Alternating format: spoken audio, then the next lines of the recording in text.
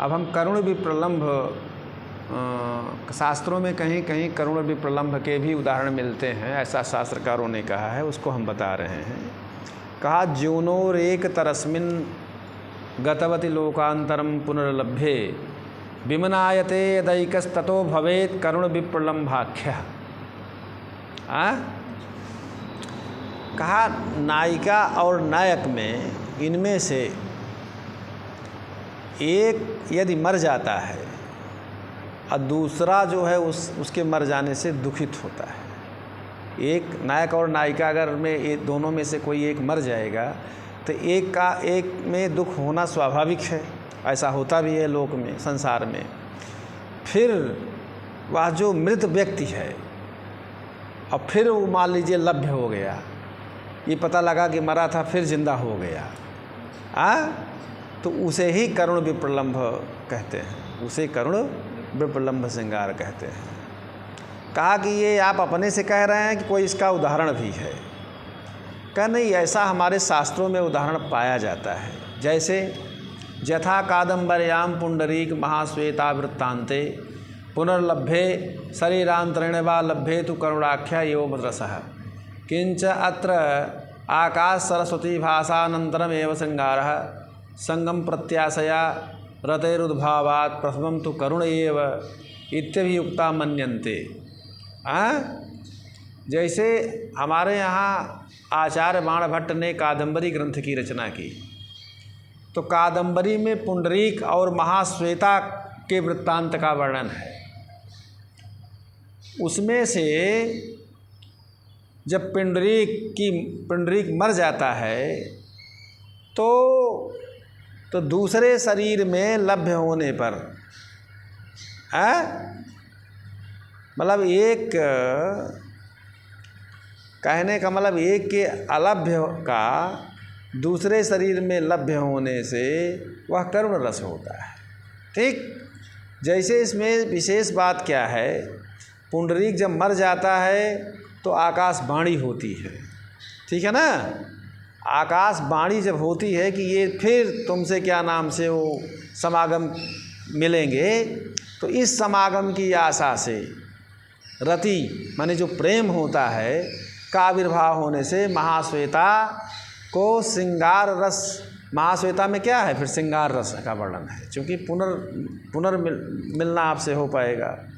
क्योंकि श्रृंगार रस जो होता है करुण में विप्रलम्भ में ये होता है ना कि भले नायक दूसरे स्थान पर है, परदेश में है, लेकिन उससे मिलने की आशा बनी होती है। और आकाशवाणी से पहले जब ये जाना गया कि मर गया है, कि अब पुनः अब इससे मेरा मिलना पुनः नहीं हो पाएगा, तो वहाँ पर करुण रस ही माना जाएगा, वहाँ पर करुण रस माना जाएगा। ऐसा प्रामाणिक आचार्य लोगों ने कहा है, ऐसा प्रामाणिक आचार्य लोगों का कहना है।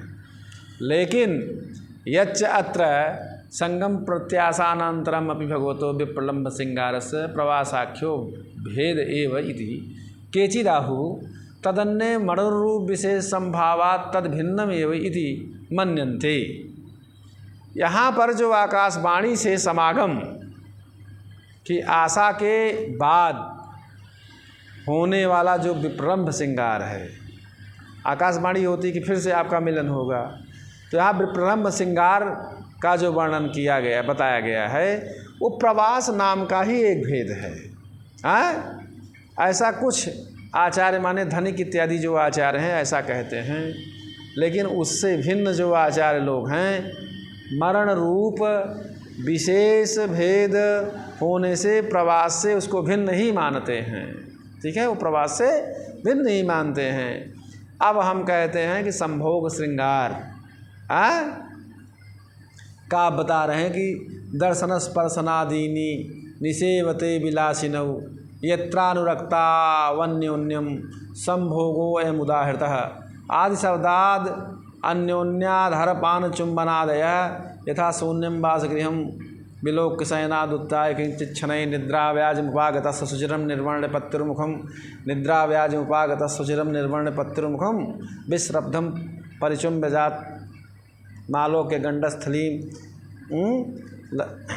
लज्जानम्र प्रियण मुखेन हंसिता बाला चिरम चुंबिता, ऐसे ना श्लोक है। तो कहा कि देखिए संभोग श्रृंगार का जो वर्णन है इसमें दर्शनस प्रसनादीनी निषेवते विलासिनौ, एक दूसरे के अनुराग करने वाले जो विलासी नायिका और नायक होते हैं, जहाँ पर परस्पर दर्शन, एक दूसरे का परस्पर दर्शन होता है, स्पर्शादि होते हैं, उसे ही संभोग श्रृंगार कहते हैं। उसे क्या कहते हैं? संभोग श्रृंगार इसे कहते हैं। दर्शन, परस्पर एक दूसरे को देखने से, स्पर्शादि से, ये क्या नाम से? संभोग श्रृंगार आदि। आदि शब्द से क्या होता है? परस्पर अधरपान, चुंबन आदि ये सब लिए जाते हैं। जैसे शून्यम वासगृहम विलोक शयन आदि हमने आपको श्लोक बताई दिया है, ये आप जानते ही हो, ये संभोग श्रृंगार का उदाहरण है। हाँ, ठीक है। तो कहा संख्यातुम अशक्यतया चुंबर परिरंभणादि बहुभेदात अयम एक एव धीरे कथिता संभोग श्रृंगारः।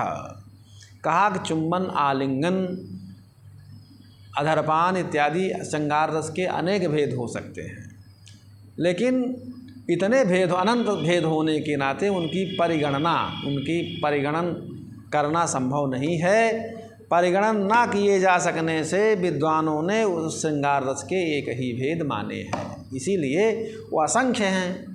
असंख्य प्रकार की स्थितियां वहाँ होती हैं, उसके अनेक भेद हो सकते हैं, इसलिए अनेक भेदों का परिगणन न करके आचार्यों ने एक भेदों को माना है। ठीक। तत्र स्याद ऋतुषट्कम चंद्रादित्यौ तथोदयास्तमयः जलकेली वनविहार प्रभात मधुपान यामिनी प्रभृति अनुलेपन भूषाद्या वाच्यम शुचि मेध्यमन्यच्च। श्रृंगार रस में 6 ऋतु होती हैं। सूर्य चंद्र, उनका उदय और अस्त होना, जल क्रीड़ा, जल में लोग क्रीड़ा करते हैं, श्रृंगार रस के ये सब हैं। वन विहार, प्रातःकाल मदिरापान, रात्रि इत्यादि विषयों का भी वर्णन होता है श्रृंगार रस में। चंदन आदि का लेपन भी होता है, अलंकार धारण इत्यादि भी लोग करते हैं। अन्य भी सफ़ेद और पवित्र पदार्थ जो हैं उनका भी वर्णन किया जाता है, उसमें उनका भी वर्णन होता है। जैसा आचार्य भरत मुनि ने भी कहा है, तथा च भरतः यत् किंचिल लोके शुचि मेध्यम उज्ज्वलम दर्शनीयम तत्वा तत्सर्वम श्रृंगारेण उपयुज्यते च। संसार में जो कुछ सफ़ेद, पवित्र, उज्जवल और दर्शनीय पदार्थ जो दिखाई देते हैं वह सब श्रृंगार रस में उपमित होने के कारण अर्थात उपयोग विषय किए जाते हैं। श्रृंगार रस के उपयोग के विषय बताए गए हैं। ठीक है, ये सब भी होता है। अब कहा कि देखिए श्रृंगार रस में संजोग श्रृंगार को जो पूर्व राग आदि के बाद उनको 4 पूर्व राग के 4 वो बताया गया है। कथित चतुर्विधो असौ अनंतरयातु पूर्व रागादे है। पूर्व राग आदि के अनंतर माने बाद होने वाले 4 प्रकार के बताए गए हैं। कहा कैसे? न विना विप्रलम्भेन संभोगः पुष्टिमश्नुते, ये वाक्य है। कसायिते ही वस्त्रादौ भूयान रागो विवर्धते।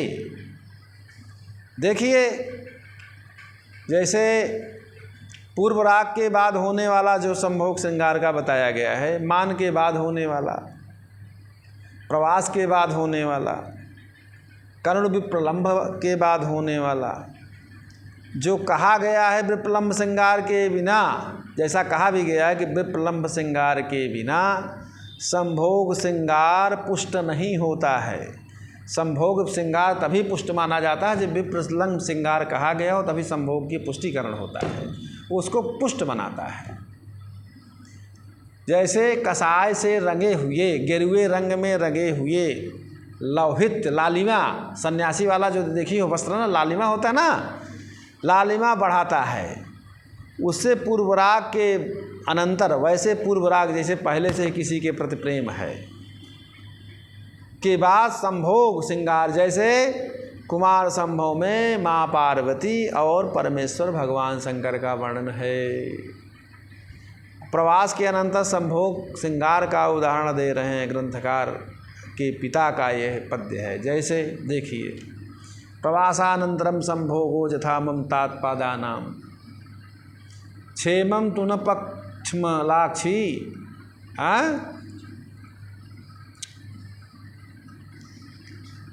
किसयं क्षेमं मदंगम दृढ़म।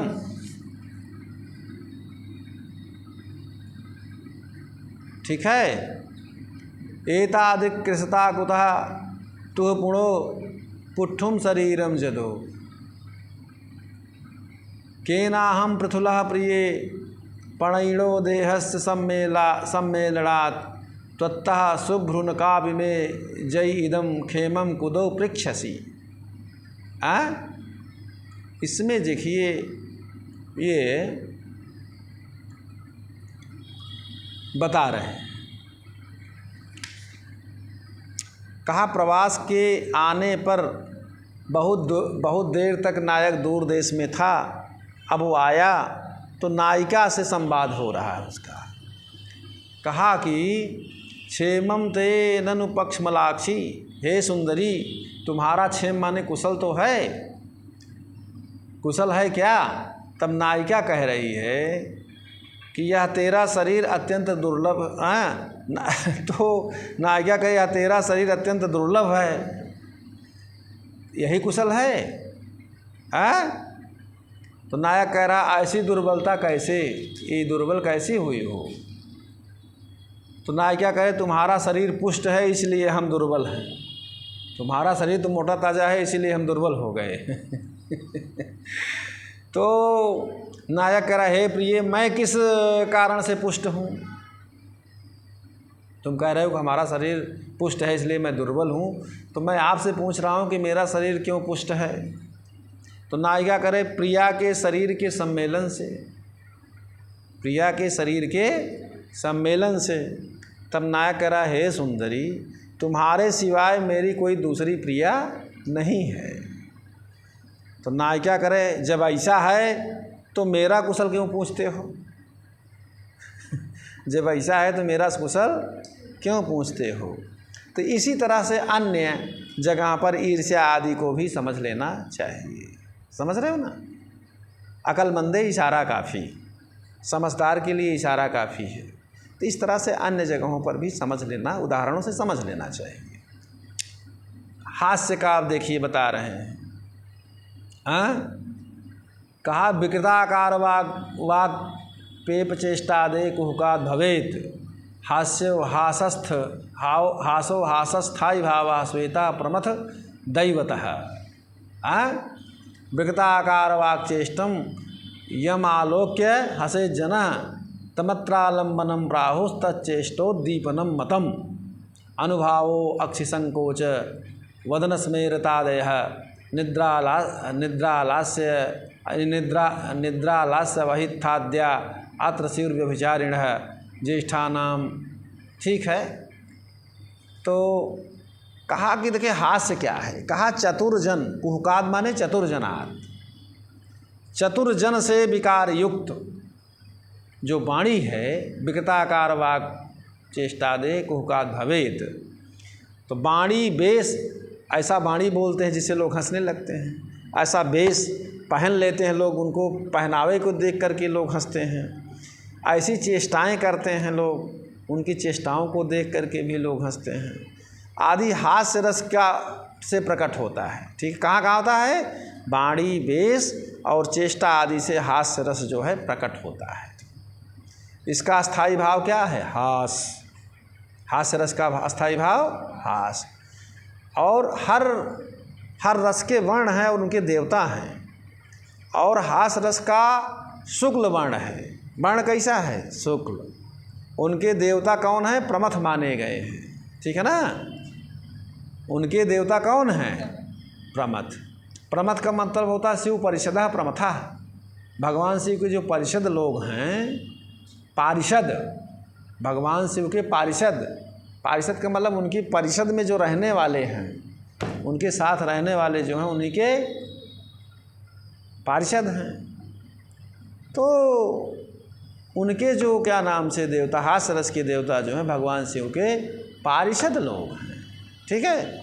अच्छा, दूसरे विकृताकार वाक चेष्टम यमालोक्य हसे जना, आकार वाणी और चेष्टा से युक्त, आकार वाणी और चेष्टाओं से युक्त जिसको देख करके लोग हंसते हैं वही उनका आलंबन विभाव होता है।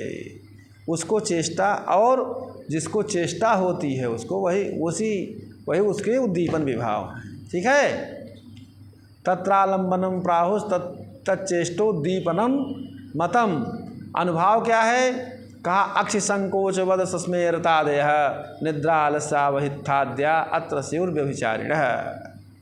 कहा नेत्र का संकोच, नेत्र को ऐसे संकोच करना, मुख विकास आदि उसके अनुभाव कहे जाते हैं। कार्य, अनुभाव माने कार्य। उसमें क्या क्या होता है? कहा निद्रा, आलस्य, अवहित्था। अवहित्था क्या है? आकार को छिपाना, अपने आकार को छिपाना। लोग हंसते रहते हैं तो देखिए वो कोई छिपाते हैं ना कि कोई देख न ले, हंसते हैं लेकिन कोई देख, अपने आकार को छिपाना, इसमें इत्यादि ये व्यभिचारी भाव होते हैं। कुछ लोग ऐसे करके हंसते हैं, कुछ मतलब। और अब हंसने 6 प्रकार की हंसी बताई गई है। उसके 3 भेद हैं। एक उत्तम लोग जब हंसते हैं तो उनका भी आकार यहाँ बताया गया है। एक मध्यम लोग हंसते हैं तो कैसे हंसते हैं, एक अधम लोग हंसते हैं तो कैसे हंसते हैं। ये बड़ा काम की चीज़ है। तो कहा कि उत्तम लोग जब हंसते हैं तो देखिए, ज्येष्ठानाम स्मित हसिते, मध्यानाम विहिसित अपहसिते च, नीचानाम अपहसितम तथा अतिहसितम तदेश षड्भेदः। 6 प्रकार की हंसी होती है। 6 प्रकार के हंसी के 6 प्रकार बताए गए हैं। तो कहा उत्तम लोग, अच्छे लोग जब हंसते हैं तो कैसे हंसते हैं, कैसे जानोगे कि उत्तम लोग हैं, ये मध्यम हैं, ये नीच लोग हैं, यहीं से पता लग जाता है। कहा उत्तम पुरुष जब हंसता है तो स्मित होती है और हंसित होता है। 2 तरह के, एक स्मित दूसरा हंसित। और मध्यम लोग जब हंसते हैं तो विहसित और अवहसित। और नीच लोग जिसे अधम कहते हैं, अधम अथवा नीच जनों का जो हंसी होती है वो अपहसित होती है और अतिहसित होती है। इस प्रकार के हास्य के 6 भेद होते हैं। लेकिन इससे आपने अभी कुछ नहीं समझा, कैसे जाने स्मित क्या है, हंसित क्या है, ये सब बता रहे हैं। शास्त्रकार ने बड़ा वो अच्छा बताया है, ये बहुत ज़रूरी है जानना। देखिए, कहा स्मित क्या है? कहा ईखद विकास नयनम स्मितम स्याद स्पंदिताधरम किंसिल लक्ष्य ध्वजम तत्र हसितम कथितम बुधई। देखिए, सारी चीज़ें शास्त्रों में लिखी हैं। कहा जिस हास्य में जब लोगों को हंसी आती है, जिस हास्य में नेत्र विकसित हो जाए, नेत्र क्या हो जाए? खिल जाए, और ओष्ठ कुछ हिले, थोड़ा ओष्ठ हिले और नेत्र प्रसन्नता से विकसित हो जाए, खिल उठे, उसी को स्मित कहते हैं। उसी को क्या कहते हैं? स्मित कहते हैं। और हसित क्या है? किंचिल लक्ष्य दुजम तत्र हसितम कथितम बुधई। जिस हास्य में दांत कुछ हल्का दांत दिखाई दे, दांत थोड़ा दिखाई दे, उसे पंडित लोग जो है हंसी कहते हैं, हसित कहते हैं। उसको क्या कहते हैं? विद्वान लोग हंसित कहते हैं। थोड़ा सा दांत दिखाई दे इस हंसी में, उसको हंसित कहते हैं। स्मित और हंसित का अंतर समझ में आई? अब मधुर स्वरम विहसितम सांस शिरा कंपम अवहसितम अपहसितम सहस्राक्षम विक्षिप्तांगम च भवत्यति हसितम। देखिए, विहसित क्या है? कहा मधुर स्वर वाले को, मधुर स्वर वाले हास्य को विहसित कहते हैं। जिस हास्य में मधुर स्वर हो, मधुर स्वर की वजह से थोड़ा आदमी हंसे, उसको क्या कहते हैं? विहसित। समझ रहे हो ना? अवहसित क्या है? मध्यम पुरुष, ये मध्यम पुरुषों का है, जो मध्यम प्रकार के पुरुष होते हैं, इस तरह के मधुर स्वर से जो हास्य होता है वो विहसित होता है। अवहसित क्या है? कहा कंधे और सिर में कंपन हो जाए, ऐसा हंसे कि कंधा भी कंपने लगे और सिर भी थोड़ा कंपने लगे, ऐसे होने वाले हास्य को क्या कहते हैं? अवहसित कहते हैं। उसको क्या कहते हैं? अवहसित। अब नीच वाले अधम पुरुष को हंसना क्या है? कहा अपहसित और अतिहसित, ये अधम पुरुषों में होता है। कहा जिस हास्य में आँखों से आंसू आ जाए, ऐसा हंसे कि आँख से आंसू आ जाए, हंसते हंसते लोग देखते नहीं, आँख से आंसू आ जाता है। कहा कि अपहसितम सहस्राक्षम, मतलब जिस हास्य में आँखों से आंसू आ जाए उसे क्या कहते हैं? अपहसित।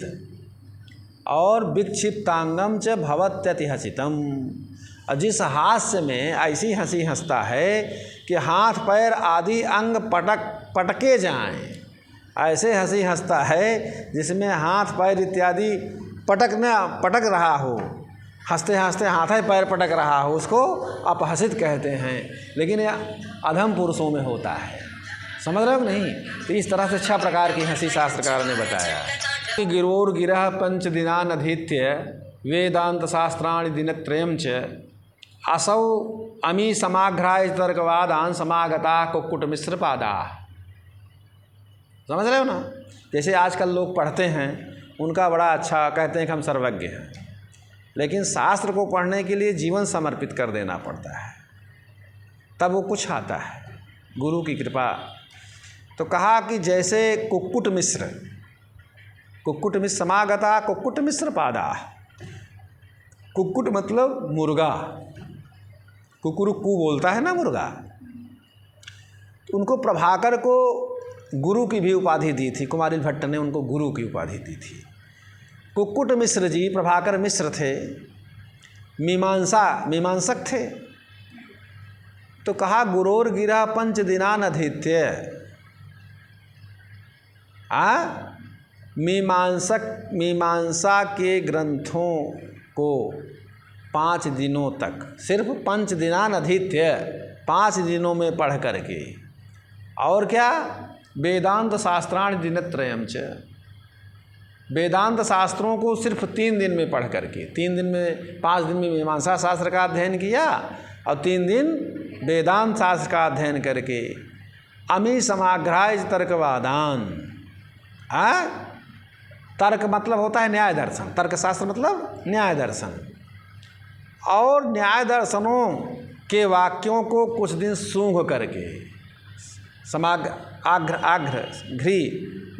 घ्रा गंधोपादान धातु है, तो आघ्राय समाघ्राय मतलब तर्क न्याय दर्शन के ग्रंथों को कुछ सूंघ करके, ठीक है ना, आ गए।